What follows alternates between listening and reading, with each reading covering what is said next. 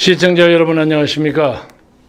오늘은 저 대학교 동창생들의 점심 약속이 오래전부터 있어서 빠질 수가 없어서 거기에 참석하느라고 좀 늦었습니다. 오늘은 예고한 대로 이재명 사태와 모로코의 지진 사태를 대비해서 몇 마디 생각을 나누고자 합니다. 그런데 저는 이재명 사태가 모로코 지진과 마찬가지로 지진이라는 단어를 붙여도 부족함이 없을 우리나라의 정치적, 경제적, 문화적 일종의 대지진을 일으키는 그런 사태라고 생각합니다. 어저께 부적께 검찰에 출두해가지고 6시간인가 8시간인가 그냥 형식적인 문답을 하다가 별로 문답한 것도 없어요. 검찰이 물은 거 그 보고서에 다 있다, 답변서에. 그러고 있다가 나중에 거기서 사인도 하지 않고 그냥 나왔습니다. 그래서 검찰은 다시 10일인가 12일인가 다시 소환을 요구했는데 그거 두고 보고 하겠다, 아직 안 정했다, 이런 식으로 해서 완전히 이 나라의 전국, 이 나라의 정치를 이재명이가 쥐락펴락합니다. 참 기가 막혀요. 기가 막혀. 그리고 개딸들과 친명파를 중심으로 해서 벌써 50몇 차 촛불 집회를 열겠다고 또 선언했습니다. 이건 뭐냐? 50여 차가 넘는 촛불 집회로 문재인이가 박근혜 정권을 넘겨뜨렸습니다. 바로 그것을 다시 재현하겠다는 그런 뜻입니다. 그래서 현재로 봐서는 이재명파가 별 수단이 없는 것처럼 보입니다만은 꼭 그렇지도 않다고 봅니다. 이건 어떤 의미에서 위기입니다. 위기고 전혀 예상치도 못한 그런 사태로 이 전국을 뒤집으려고 하는 그런 계획이 없으려는 법이 없다, 이렇게 생각합니다. 그러니까 설마 이재명 군사 쿠데타가 일어날 가능성은 없다고 봅니다. 그러나 그와 비슷한 형태의 군사적인 도발과 충돌이 북한에 의해서 제기될 가능성은 없지 않습니다. 그래서 이제 이재명은 도관에 둔 쥐다, 앞으로 저건 별 수 없이 끌려갈 것이다, 이렇게 생각하는 것은 지나친 낙관론이라고 생각합니다. 그와 마찬가지로 우선 저는 이제 얘기를 시작을 이 지구의 운명, 우주의 문제, 이 문제부터 먼저 끄집어내려고 하는데 어떻게 그냥 이재명부터 얘기가 나왔습니다. 모로코의 지진이 어디죠? 마라케시가 이거 지도 좀 보여주세요. 응? 마라케시가 이 한가운데 있습니다, 여기. 그리고 저 위로 좀 올려보세요. 위로 올리면 여기 더 내려면 여기가 그 유명한 카사블랑카입니다. 옛날 험프리 보가트, 잉그리트 버그만 했던 카사블랑카하고 여기 리바튼 수도고 저 위고 요 밑으로 가서 이건 대서양입니다. 저 위에는 지브랄터 해협이죠. 지브랄터 해협이 있어가지고 대서양에서 지중해로 들어가는 입구에 있습니다. 그래서 모로코가 지정학적인 위치로 굉장히 중요한 데고 옛날부터 고대의 이슬람족이 지중해와 유럽 그리고 북아프리카를 지배하고 있을 때 상당한 세력을 구축하고 있었던 그런 베르베르족의 후예들입니다. 여러분이 아마 60년대나 70년대에 학업을 하셨던 분들은 아시라고 믿습니다만 그때 그 핫산 그 2세라고 해서 모로코 모자가 까맣게 탁 이렇게 서요.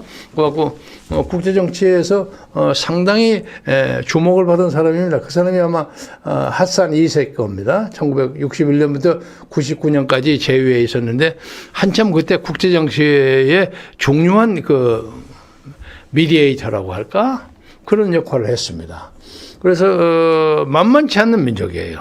만만치 않는 민족인데 120년 전인가에 뭐 진도 5.8 정도의 지진이 있어가 지진 한참 잊어먹었죠. 그런데 몇십 년 만에 갑자기 이렇게 6.8 정도의 그 일이라는 게 굉장한 차이입니다. 지진에 있어서 적어도 현재까지 2,100명이 사망하고 1,몇백 명이 지금 실종, 아마 굉장히 많이 늘어날 겁니다. 그러니까 지금 전 세계에 아무것도 지진으로부터 안전지대가 없습니다. 그래서 우리나라도 한반도와 대한해협을 중심으로 일본과의 같이 지층이 삐걱삐걱 해갖고 가끔 포항, 경북 근처 이런 데 지진이 일어나고 엉뚱하게 또 서해에서도 불쑥 일어나기도 하고 그래서 지진은 종잡을 수가 없습니다. 그래서 제가 이 문제를 여러분에게 새삼스럽게 상기시키는 이유는 지금 전 세계가 이 기상이변으로 우선 지구 땅덩어리 안에서 불이 끓고 어쩌고 하는 건 우리도 아무도 모르죠. 그러나 지구 위에서 사는 전 세계가 엘니뇨 현상이라든가 무슨 탄소 배출 문제, 핵 오염수 문제, 쓰레기, 공기 오염 이런 등등으로 인류가 지구를 그냥 버리고 있어요.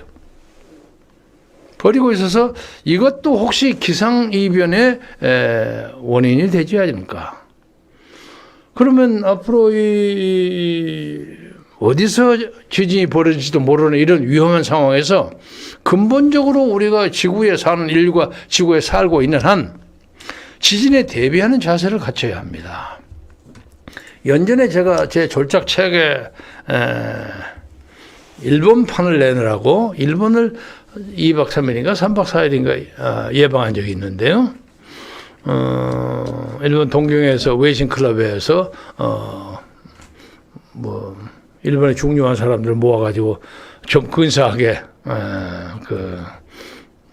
출판 기념회를 한 적이 있습니다. 1호판도 나오고 1호판도 제법 팔리고 그래서 속된 말로 재미는 좀 보았습니다만은 그때 그 책이 지금은 여러 국민들에게 크게 인기가 없을 수도 있습니다만은 박정희와 김대중이 꿈꾸던 나라 이런 제목이었습니다.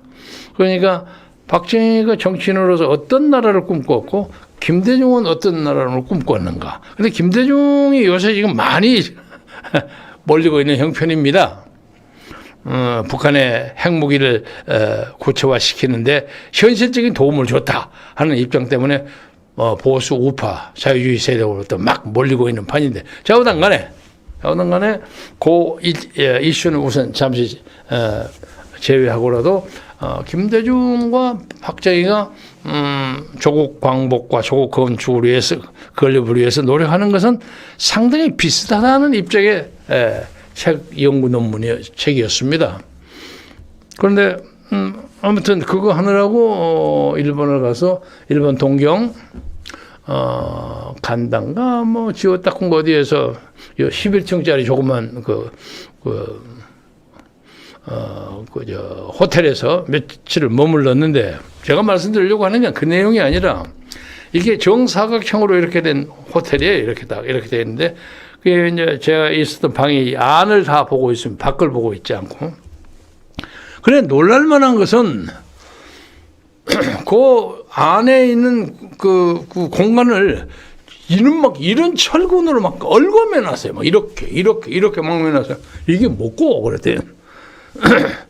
지진 발생을 막는 장치라는 거예요.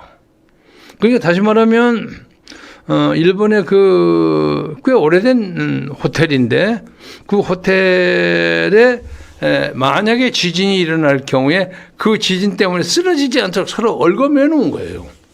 그래서 일본 사람들은 지진 문제가 하도 많으니까 이런 준비를 했구나.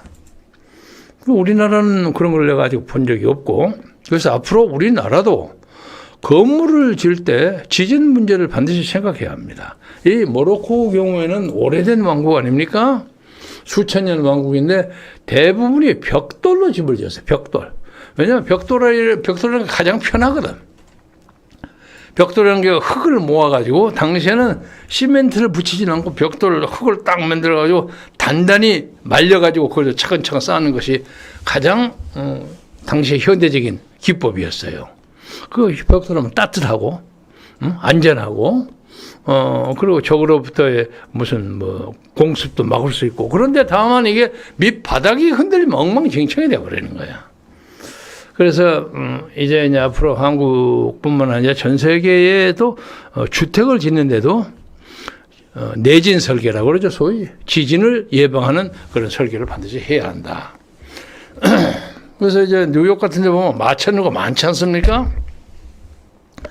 나름대로의 지진 설계가 되어 있는 걸로 아는데 요새 우리나라에서 무슨 뭐 아파트 짓고 뭐 하고 하는 거 보는데 그 철근 빼먹는 사람들이 앉아가지고 아파트 자체가 지진이 없다고 할지라도 이 안전성에 문제가 있을 만큼 이렇게 나쁜 짓거리를 해요.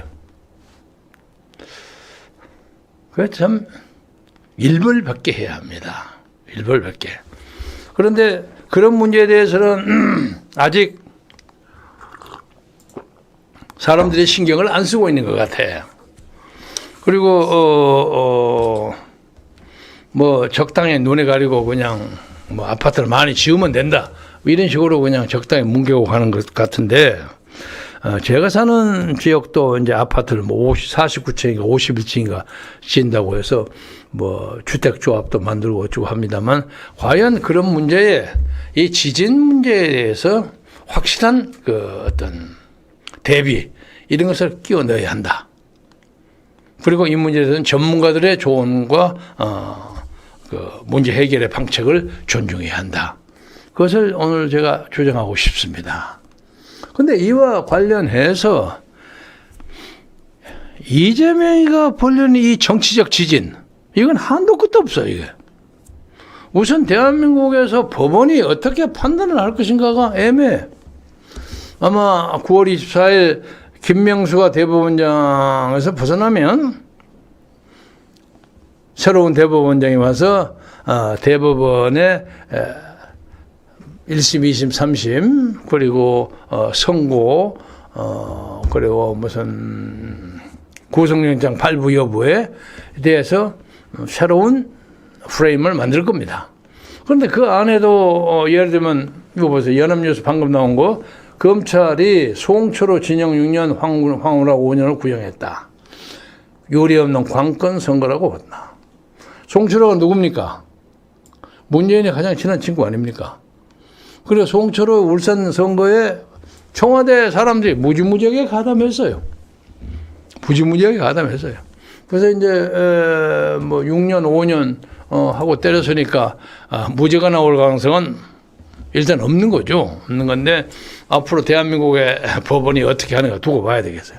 그리고 이 문제에 대해서는 논리적으로 그러지 않습니까? 문재인이가 송철호 되기를 원했기 때문에 그 밑에 있는 부하들이 열심히 도왔을 거 아니에요? 문재인이가 야 어쨌든 송철호 좀 당선시키게 만들어라. 그렇기 때문에 이렇게 무리한 짓거리를 했는데 쭉 내려보세요. 이게 이제 진리 끌어가지고 이것이 어디야 양도구 아이고 잠깐.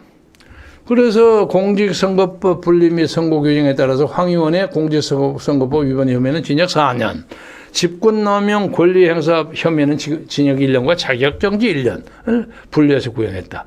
백원우가 원래 문재인의 손발 아닙니까? 청와대 민정비서관에게 징역 3년을 구형했다. 민주당 한병두 의원과 박영철 전 반부패 비서관에 징역 1년 6개월을 각각 선고해달라고 요구했다. 이게 구형입니다. 그리고 뭐 이런 뭐 송병기 무슨 뭐 그리고 정환석 떠올리세요. 쭉 청탁을 받는다 떠올렸어요. 떠올렸어요. 문제는 이 재판이 끝나려면 아직 한도 끝도 없어.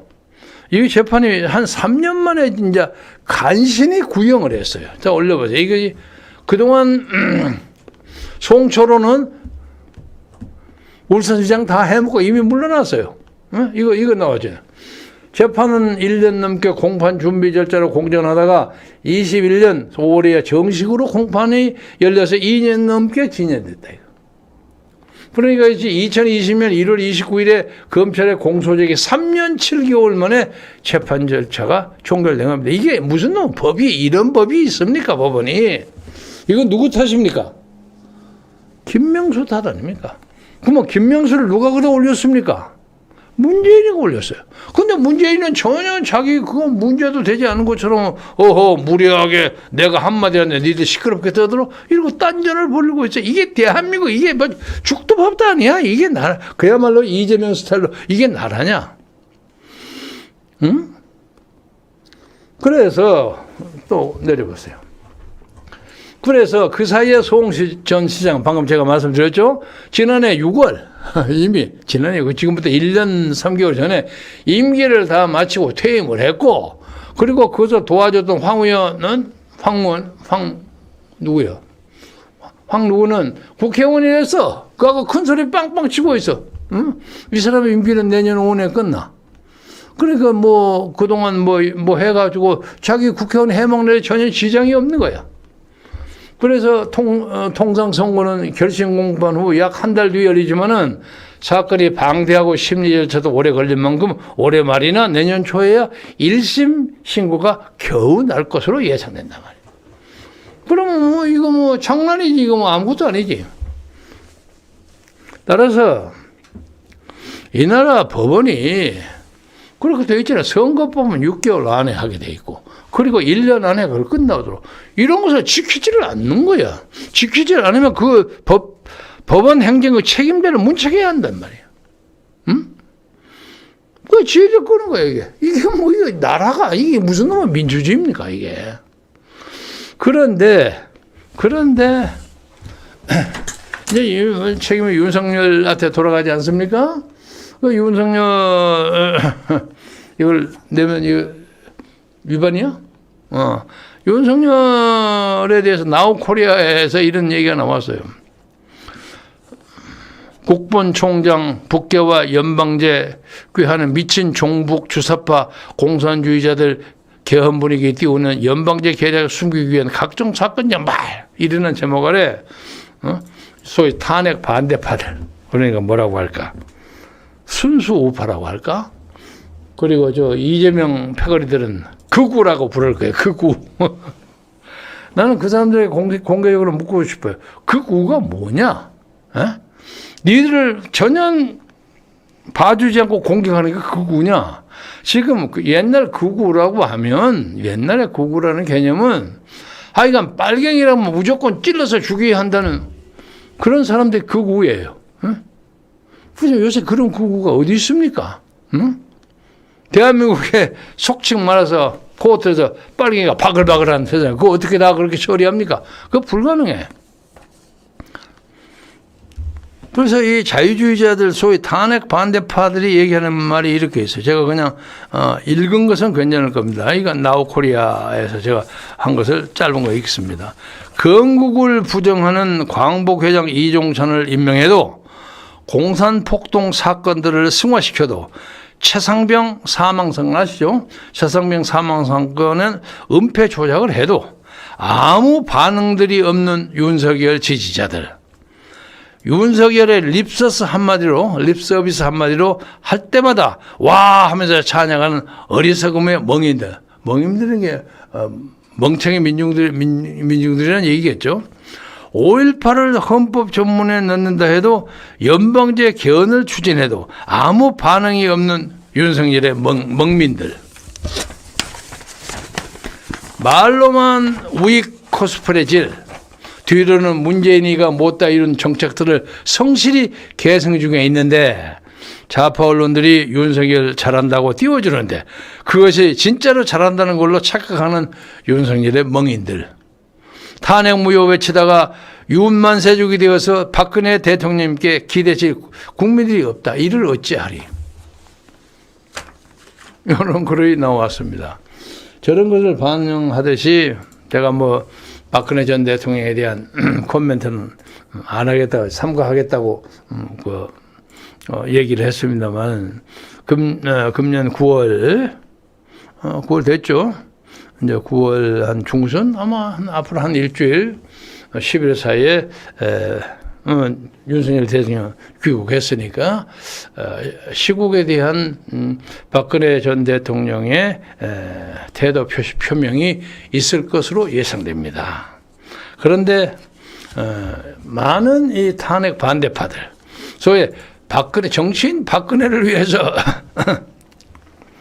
그들의 생애 적어도 몇 년, 적어도 5년 이상을 박근혜를 위해서 울고 묻고 외치고 돈 마련해서 서울로 와서 광화문에 와서 아우성치고 했던 그 사람들 많습니다. 그 사람들에게는 실망을 안겨줄 가능성이 많다.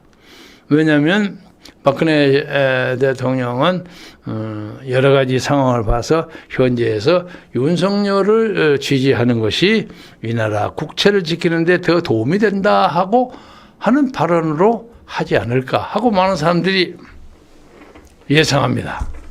근데 뭐 그 예상하는 것은 좋지만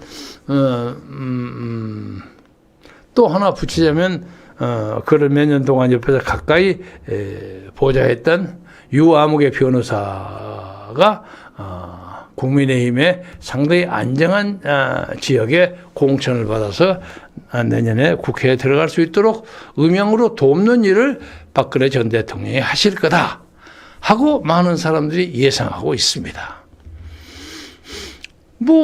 자기 도와주는 사람을 이렇게 도와주고 하는 건 나쁘지 않죠. 한때 대구시장 추천하는 것은 좀 엉뚱했지만, 그건 정치적인 좀 실수였지만, 아무튼 좋지만, 그 과정에서, 아까도 말씀드렸듯이, 지난 몇 년 동안에, 난리 법사, 춥거나, 비가 오거나, 바람이 불거나, 열심히 박근혜 외쳤던 사람은 이게 뭐야, 이게? 이게 뭐야? 인생이 이 모양으로 되어버려. 그런 자탄감을 불금합니다. 저도 그 중에 하나라고 볼 수도 있습니다만, 저는 그렇다고 해서 박근혜 대통령을 그렇게 타박하고 그러지 않습니다. 인생살이라는 게 다 그런 거겠지 하고 생각합니다. 세상에 그보다 더한 사람이 너무너무 많은데, 박근혜 대통령이 지금 아무것도 없는데, 가진 것도 없는데, 잔다크처럼, 아웅산 수키 여사처럼 탁 나를 따르라고 나설 만한 정치적 그런 어떤 배경, 그리고 또 그만한 어떤 잠재력, 그걸 지원할 수 있는 세력, 그것이 현실적으로 대단히 부족하다. 그래서 그럴 수밖에 없을 것이다 하는 느낌을 충분히 이해는 합니다. 제가 지지한다는 여부는 말할 수 없지만 이해는 합니다. 그래서 그것이 아마 9월 하순, 중순 넘어서 하순에 이 나라 전국에 상당히 중요한 이슈가 되리라고 보고, 그것이 내년 4월에 있을 국회의원 선거에, 총선거에 상당히 중요한 변수가 하나 되리라고 봅니다. 그러니까 박근혜 그 이름 걸고 뭐 하려고 하는 생각하지 말아라 이거지.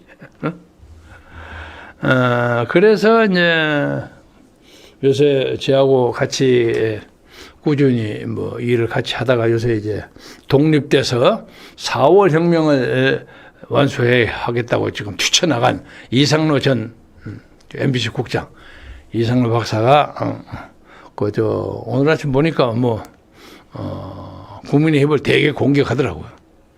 그리고 공격하는 척 하다가 그냥 갑자기 윤비어천가 윤석열 만세를 부른 사람을 공격을 많이 해. 근데 이유인즉슨 그 근거가 그렇게 부정선거 난리치고 법석치다가 요새 아무 소리 안 하고 가만히 있다는 거예요. 윤석열로 부정선거에 대해서 한마디도 안 하는 거예요. 지가 이겼으니까 관계없다는 생각을 가지고 있다.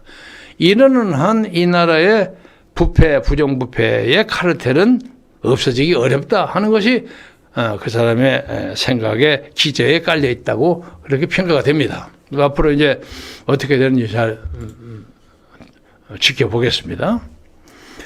그와 마찬가지로 여러 사람들이 이제 민주당 그리고 국민의힘 외에 제3세력이 나올 가능성이 대단히 많습니다. 많은데 그것이 또 어떤 변수가 될까? 그것이 국민의힘이 과반수를 달성하는데 방해가 될까 찬성이 될까? 아니면 국민의힘은 제대로 공천 작업을 해가지고 그리고 국민으로부터 적어도 2분의 1 과반수에 육박하는 아니면 살짝 넘는 그런 것을 확보할 수 있을 것인가? 그리고 저쪽에 더불어민주당이 지금 사실상 반으로 쪼개져 있는데 그래도 오늘 아침인가 어젠가 보니까 그 반대편에 수장 노릇을 하고 있는 것으로 보이는 이낙연 전 총리가 거기 가서 단식을 그만두시죠. 건강도 어쩌니까 그렇게 얘기를 했더라고요. 뭐 인간적으로 그만큼 하는 것은 좋은 일이라고 생각합니다. 그래서 지금 이 나라가 지금 모로코의 지진 사태에서 그 예상되는 전 우주의 전 지구의 기상이변, 지구가 막 변해요. 변하는데 우리가 살고 있는 지구 바닥에서 지진이 나고 그냥 해일이 벌어지고 그냥 난리 법석이 되는데 달 날아간다고 뿡뿡 스푸트니크나 그거나 쏘고 앉아 있는 게 옳은 것인가? 그것도 해야 되겠죠. 그러나 우리 자신이 최소한도 우리 인류가 지구라는 바닥을 떠나지 않는 한 떠날 때까지 지진을 대비하는 설비 그리고 먹는 음식 먹거리의 문제 그리고 인종 간의 분쟁의 문제 이런 문제를 대국적인 입장에서 해결을 해야 할 텐데 아무리 민족주의가 다 없어지고 세계가 각국이 각자 도생을 한다 손 치더라도 그래도 우리하고 가장 가까운 인종적 연관성을 가지고 있는 북한에 있는 사람들이 엊그제 보니까 참 기가 막혀요. 자기들은 진지하다고 생각하지만 무슨 9.9 기념일에 심야 퍼레이드는 듣기로는 남한의 문재인에 휘하 있었던 탁현민이가 가르쳐줬다는 거예요. 퍼레이드를 저녁에 하면 좋습니다. 안전하기도 하고 또 스포트라이트를 적당히 잘 비춰서 효과가 만점입니다. 그랬다는 거예요. 몰라 사실 여부는 모르지만 그렇게 알려져 있습니다. 그래서 심야 퍼레이드를 했는데 거기에 김정은이가 그의 사랑하는 영애 김주애인가 하는 꼬마 소녀 아가씨를 탁 데리고 와서 옆자리에 앉혔어요. 그 자리가 김정일이가 최고의 자리를 차지하기 1년 전에 오른쪽에는 제 아버지 김정일이 앉았고 김정은이 그 자리에 앉았었던 모양이죠. 앉고 난 다음에 1년 몇 개월 후에 이제 자기가 최고 권력자가 된 그 참 굉장히 상징적인 자리에 그 꼬마 소녀가 탁 앉았어요. 그러니까 그걸 보자면 저 꼬마 소녀가 김정은이를 후계하는 거 아닌가 하는 그런 전망이 많이 나오는 게 당연합니다.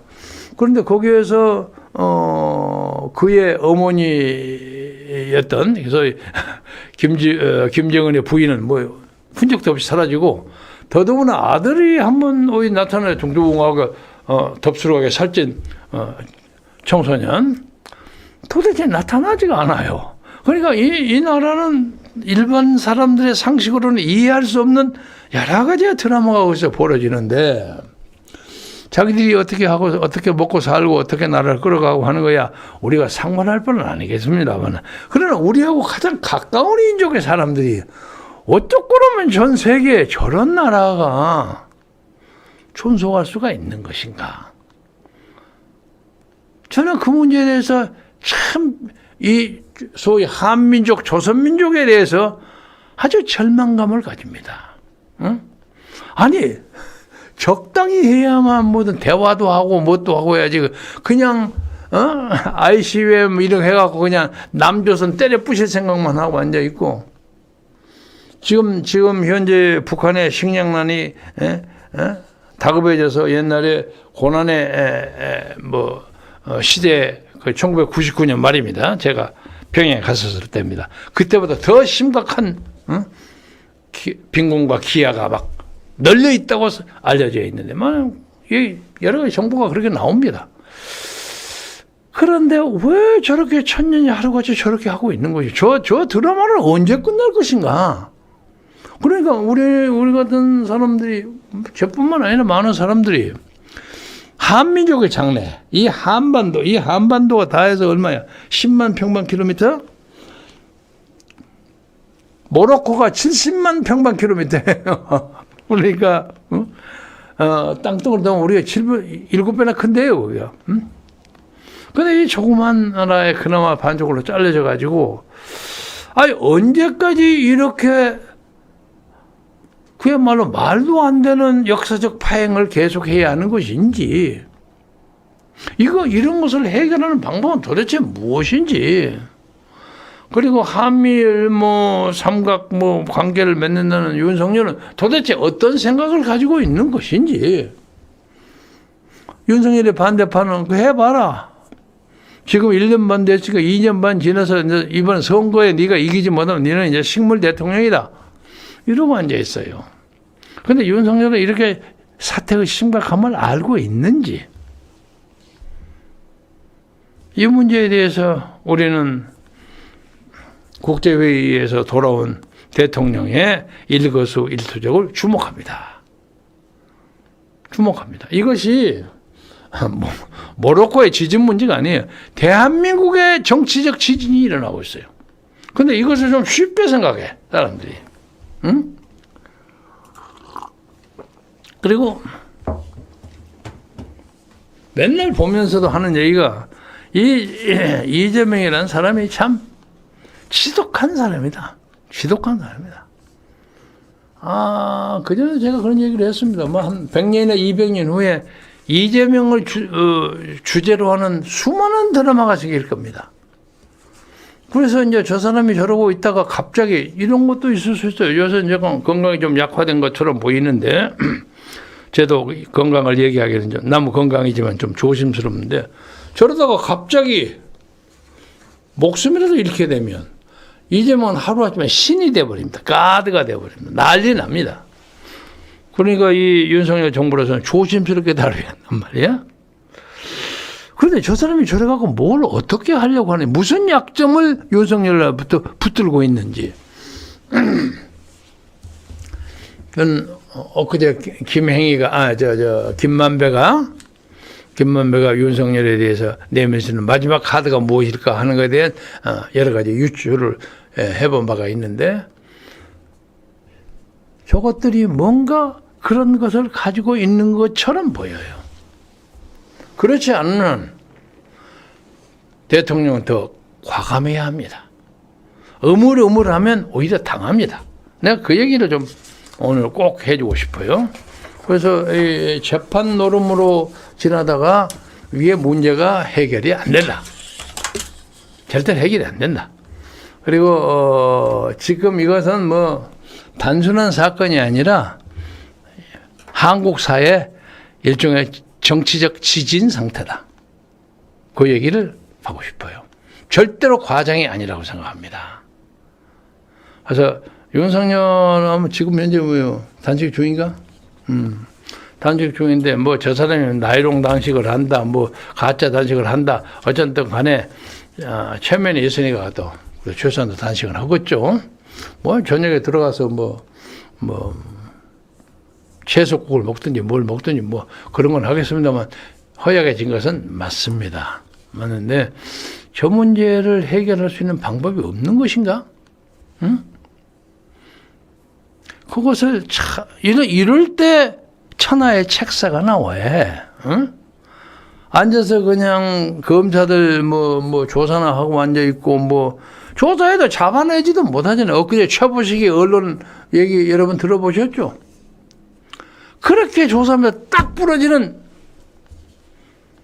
증거를 못 잡는다는 거예요. 그건 어떤 의미에서 그만큼 이재명이는 교묘하고 간특해. 기가 막히게 저래. 대충 짐작하기로는 천호동 제1호 실질적인 소유주가 이재명이라고 많은 사람들은 생각하고 있어요. 그러나 그것을 절대 돈에 걸리지 않게 싹싹 돌리면서 구체적으로 나온 거 없잖아요. 무슨 초밥 먹었네, 무슨 법인카드 썼네, 그런 얘기만 했는데 나오질 않아. 그리고 나머지 이화영이니 김만배니 이런 사람들은 지금 맞아 죽을까 봐서 죽기 살기로 이제 이재명이 옹호에 나섭니다. 이것을 돌파하는 윤석열의 제갈 공명은 없어요.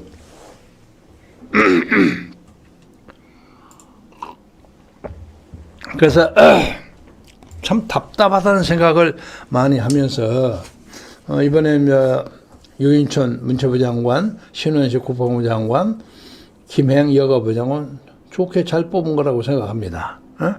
다 괜찮은 사람들이에요.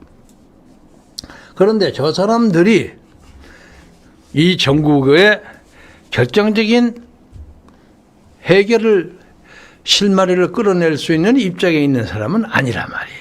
우선 김행의 과거도 아주 재밌는 과거인데 옛날에 정몽주 따라다니고 했던 사람인데 재능은 있는 사람인데 저것은 민주당이 여성가족부를 없애는 걸 반대하고 있으니까 시한부로 붙어 있는 거예요. 그래서 시한부 있지만 열심히 할 수 있는 것은 열심히 해야 되고 나중에 하다 보면 정말 여성가족부 그대로 해야 된다는 생각이 들 수도 있는 거죠. 그러면 또 좋은 직장을 가질 수도 있는 것이고 그리고 뭐 신원식은 국방 문제에 대해서는 윤석열 대통령하고 확고한 입장을 같이 하고 있기 때문에 잘 뽑은 거라고 생각해요. 그런 어떤 의미에서 제2의 김관진 같은 사람이 될 수도 있다고 보고 유인천도 TV 탤런트뿐만 아니라 연예인으로서 저만한 품격과 재능을 가진 사람 많지 않습니다. 그동안 우리나라에서 비례대표로 해가지고 여러 사람들이 드라마 출신, 탤런트 출신, 연극인 출신, 심지어 바둑기사 출신 많은 사람이 오지 않았습니까? 그리고 경희구현, 정의연, 윤미향 등등의 사람들 많은 사람들이 들어왔지만은 그래도 신원식 그리고 유인천 정도는 잘 뽑은 거라고 생각합니다. 그런데 이제 이것이 주변의 문제를 잘 해결할 수 있지만 문제의 핵심은 이재명이가 일으키는 정치적 지진을 어떻게 잘 핸들하느냐. 이 사람들은 그 담당자가 아니란 말이에요.